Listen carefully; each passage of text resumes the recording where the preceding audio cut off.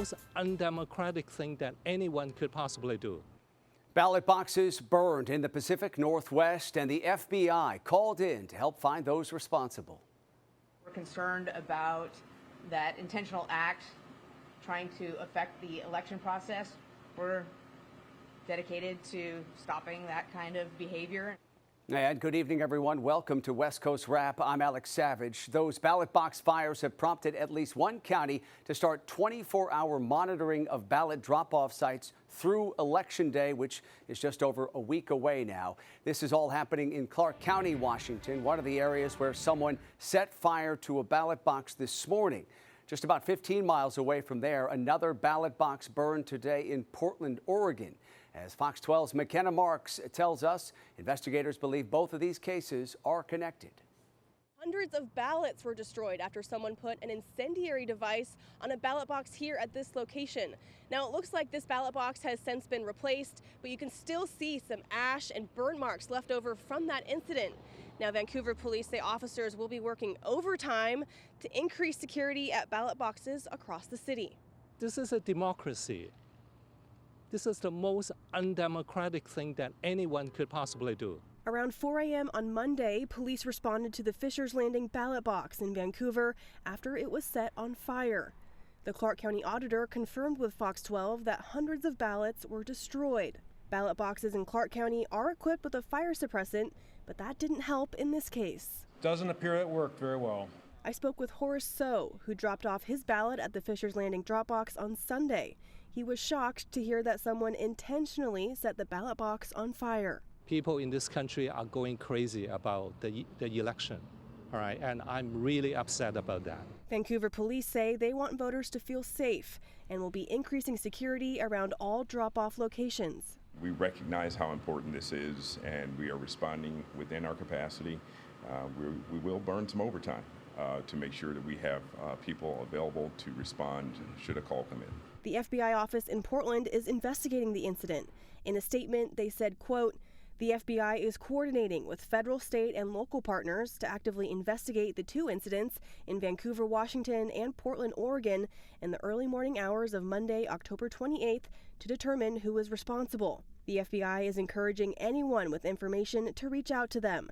The Washington Secretary of State is also commenting on the incident, saying, quote, "I strongly denounce any acts of terror that aim to disrupt lawful and fair elections in Washington state. Despite this incident, I have complete confidence in our county elections officials' ability to keep Washington's elections safe and secure for all voters." While the investigation continues, voters who may have had their ballots destroyed are frustrated. So tells me he plans on visiting the elections office to get a new ballot. I'm going to vote again. I want my vote to be counted. The Clark County Elections Office says if you dropped off your ballot at this location after 11 a.m. on Saturday, your ballot was likely destroyed in that fire, and you should get in touch with the Elections Office. In Vancouver, McKenna Marks, Fox 12 Oregon. A conservative political group is suing the Arizona Secretary of State, demanding the names of thousands of voters who failed to provide proof of citizenship for 2 decades, and they want those names made public. Both sides presented their cases in Superior Court today.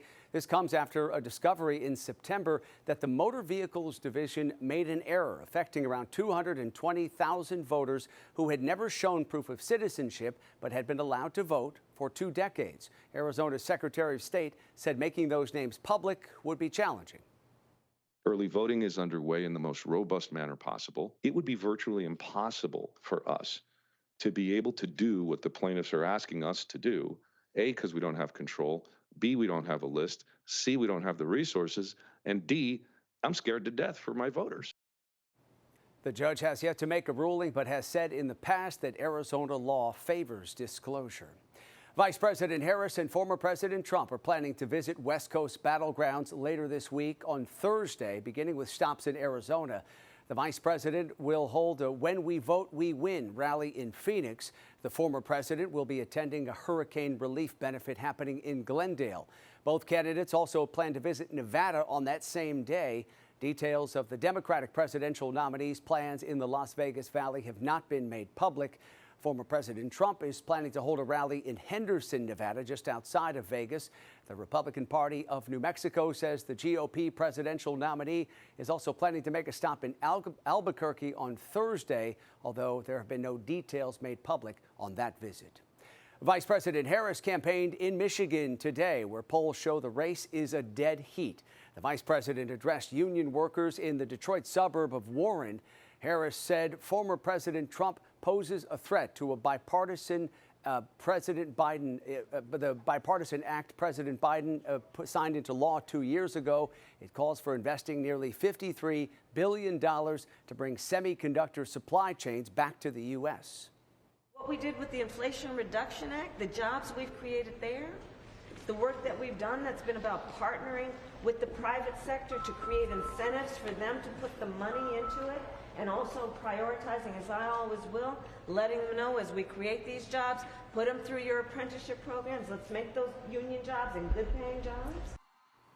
Later, Harris and vice presidential nominee Tim Walz held a Turn Out the Vote rally in Ann Arbor, Michigan.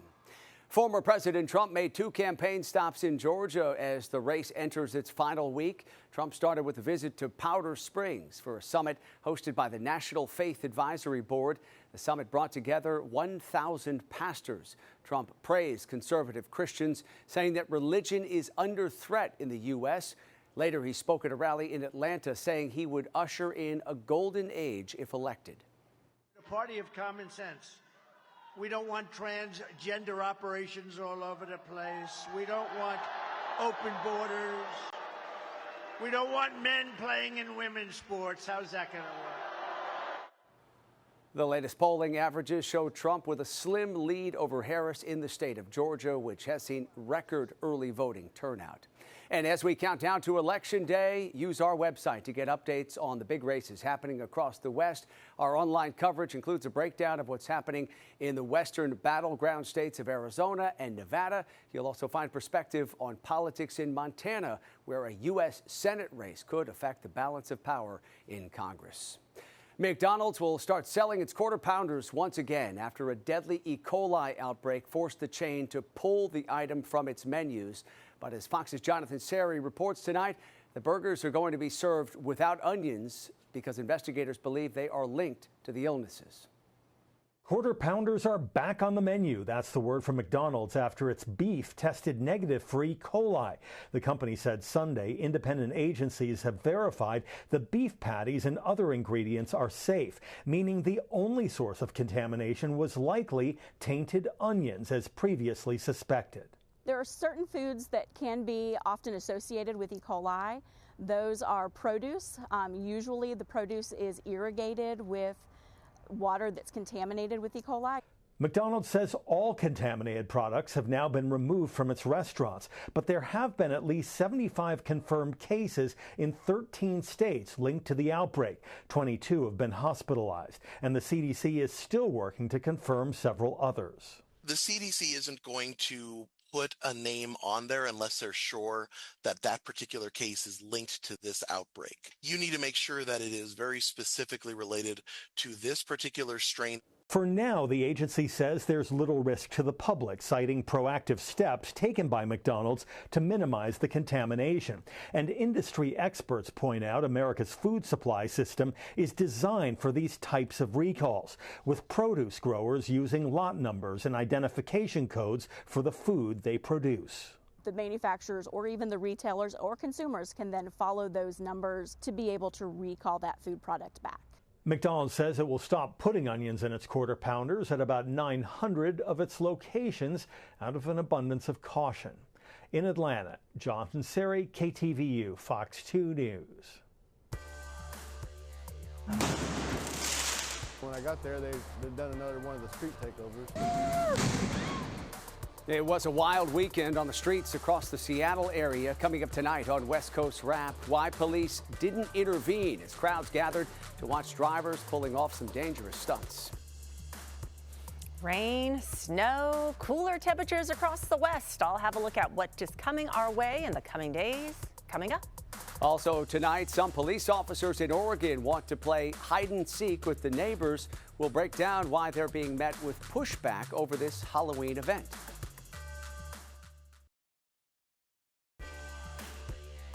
I should say that the sergeant had the presence of mind before succumbing to his injuries and going into shock to call for an ambulance for both himself and the suspect. So that's very remarkable to me. The interim police chief in Fresno, California, is calling a sergeant who was shot over the weekend a hero. That sergeant, who has not been identified, is recovering tonight from several gunshot wounds after investigators say he was the victim of an ambush. The police department released images of the sergeant's bullet-riddled SUV.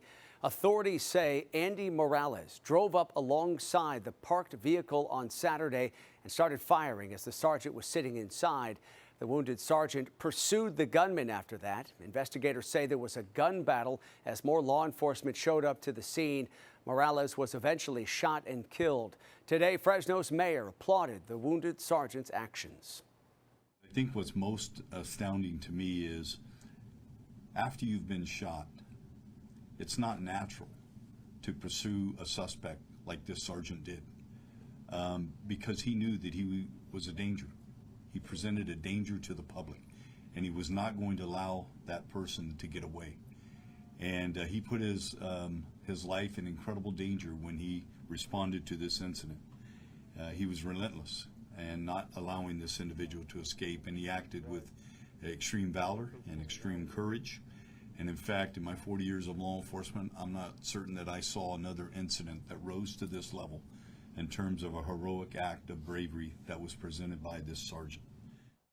And the police department has not yet commented on the severity of the sergeant's injuries. Morales was the suspect in a murder case that the sergeant was investigating before that shootout. Incoming. Drivers performing dangerous stunts on Seattle area streets, hurling fireworks in the direction of police. Officers say they did not intervene here because of the size and the hostility of the crowds gathered to watch what was unfolding. Investigators say scenes like that were popping up in Seattle and nearby Tukwila early on Sunday morning. Fox 13's AJ Janavel reports investigators now are hoping that viral videos of what happened and the drivers performing those stunts will lead to arrests. An opposite scene here behind me than what you just saw in that video from Sunday morning. In that video, you can see police seeming to just be sitting around and waiting. A lot of people are asking why they weren't acting. Video I obtained shows a street racer blockade right near the Space Needle early Sunday morning. Lime scooters are used to barricade the road, and racers attack responding police with fireworks. Video shows an explosion erupting inches from one of the officers. When I got there, they'd done another one of the street takeovers where they just block off a corner and, you know, there's about 100, 150 people standing around just watching. This is Tim Brooks' video. In it, you can hear one person ask the question many are thinking. Why didn't I do nothing? Seattle police say they had 2 incidents like this over the weekend. The other one shut down the intersection outside T-Mobile Park on Friday night. And Tukwila police also reported 2 similar illegal takeovers in their community this past weekend. However, as of right now, there are no reported arrests from Tukwila or Seattle police departments. But that's not always how these illegal takeovers go. I will note that the defendant does have a number of driving offenses, including serious speed violations. About 2 weeks ago, a Tacoma police street racing task force busted an illegal takeover. Investigators told me they arrested a dozen people, impounded 6 cars, and recovered 4 guns.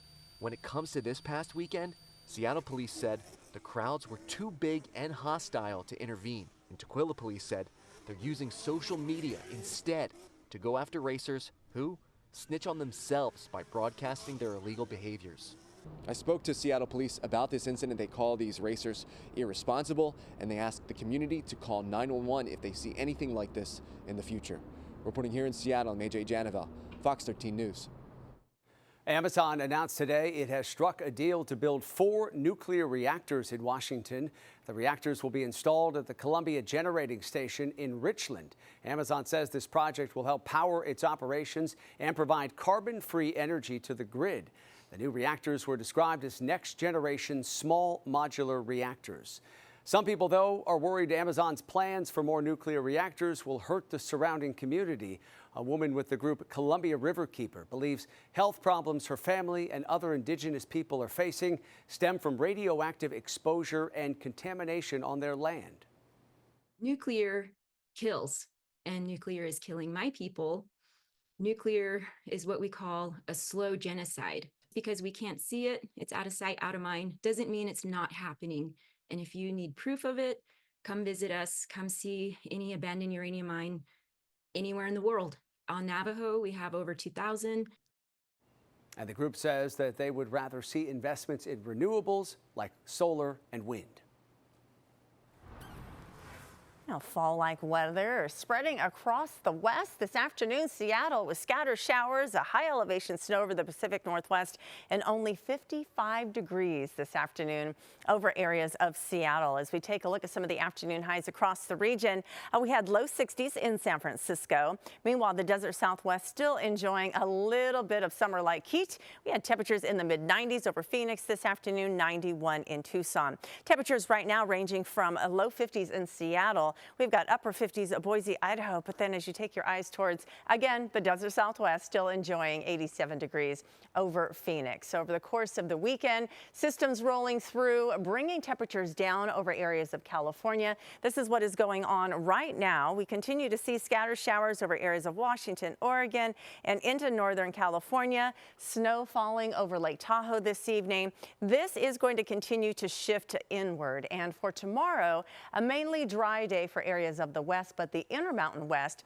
will continue with scattered showers, high elevation snow, and we have advisories now to go along with it. The winter weather advisories for travel in areas over Nevada here, you can see on the southern edge, starts tonight at 8 o'clock, goes until early tomorrow morning. But for areas like Utah as well as Colorado, for some of those advisories going all the way until Wednesday morning, with again the rain and the snow, high elevation snow continuing there. Behind the system, temperatures are falling off for many, and tomorrow morning going to be a chillier start, even a freeze warning over this area of California that will start at 3 a.m. and go until 10 a.m. Taking a look at what is expected into the coming days. Here's a look at Tuesday night into Wednesday, where again, most of the west is dry. This system leaving the Intermountain West, but right behind it, Wednesday into Thursday, another system dropping in. Keeping in mind Thursday is Halloween. So for trick-or-treaters, the Pacific Northwest from Washington into Oregon, Northern California, likely to have wet weather. And then as we stretch our eyes towards central and southern California and farther towards the south and east, it's going to be mainly dry. Here's a look at the 3-day forecast is for areas over Seattle. Temperatures will range in the low to mid 50s at best for the afternoons, with scattered showers and rain expected on Halloween. For the San Francisco Bay Area, it's going to be a little bit iffy. A few scattered showers will remain. Dry in Los Angeles, dry in Phoenix. Denver also looking good. Alex? Rosemary, thank you. 3 people are dead tonight and 2 others injured after a house fire in Southern California. Investigators say they do have 1 suspect in custody for the fire that broke out yesterday in Temple City outside Los Angeles. There are 4 units on this property where the home burned. The other 3 were not affected by the fire. This investigation is ongoing tonight. An actor known for his roles in television comedies was sentenced to 1 year in prison for his part in the Capitol riot 4 years ago. Prosecutors say 56-year-old Jay Johnston of Los Angeles took part in a push against police officers who were guarding a tunnel entrance to the Capitol building on January 6th. Prosecutors say Johnston also cracked jokes and interacted with other rioters as he used a cell phone to record the violence around him. Johnston is known for his roles in Bob's Burgers and Arrested Development. Coming up tonight here on West Coast Rap, it's supposed to be a friendly game of hide and seek, but some people think that it is no laughing matter. Tonight, why they want a police department in Oregon to rethink its community outreach event. Plus, Apple rolls out a new AI feature for some customers. Coming up tonight, who gets to tap into that technology? Today marks 1 year since the death of actor Matthew Perry. The 54-year-old died from a ketamine overdose. He was found in his Southern California hot tub. 3 people have pleaded guilty in connection to Perry's death. A criminal trial for the 2 remaining suspects is set to get underway in March. One of those suspects is a doctor, and the other is the so-called ketamine queen, accused of supplying the drugs that killed Perry. Today, several of Perry's relatives, including his stepfather, Keith Morrison from Dateline, appeared on the Today Show. TMZ's Charles Ladaboudiere talked about the message they had for those who are facing charges. Really, Keith Morrison kind of summed it up for the family when he said the message should be that regardless of your profession, we're coming for you, meaning the law is coming for you, and you're not going to be able to hide anymore behind the fact that you're a doctor. And I think he was hitting on the thing that was most eye-opening to people once they did make the arrests in Matthew Perry's death, is that you have people in a professional capacity who are involved in dealing these drugs. Before his death, Perry had been undergoing ketamine infusions to treat depression and anxiety, but authorities say he was also using the drug unsupervised. An Oregon Police Department is facing some backlash over a special Halloween event. The department says its Hide and Seek with a Cop event is meant to build trust with the community. But as Fox 12's Bonnie Silkman reports tonight, some critics believe this effort misses the mark. This unique event is getting a lot of mixed reactions. A lot of people, mostly online, are questioning if the event will truly strengthen the community's trust in their officers. Some say running from police shouldn't be a laughing matter. And there's a lot of concern about officers being in full uniform and armed with real guns. Other people we spoke with think this is a fun and great idea and could be good for community engagement.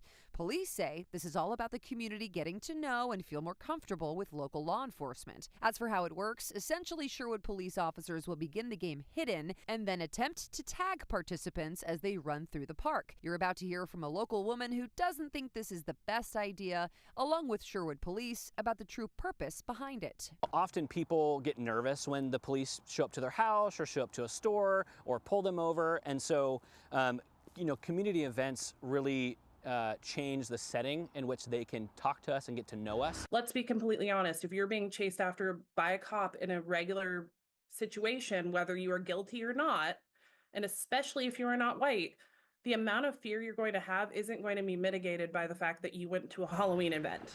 Participants will have to run about a third of a mile to the other side of the park without being tagged by officers. Then you have to try to make it back to the original starting point without being tagged. If you succeed, you get a prize. And that was Fox 12's Bonnie Silkman reporting tonight from Oregon. Anyone who takes part in the Hide and Seek with a Cop event must be at least 12 years of age. Finally, tonight, a new Apple software update is giving users their first look at the Silicon Valley company's AI features. The iOS 18 update arrives more than a month after the iPhone 16 launch. These phones are equipped with a special computer chip that's needed to power the AI features. Last year's premium models, the iPhone 15 Pro and the Pro Max, also have a processor that will enable the AI technology after that software update is installed. Powerful phones there. That does it for West Coast Wrap tonight. We appreciate you watching. As always, have a great rest of your night.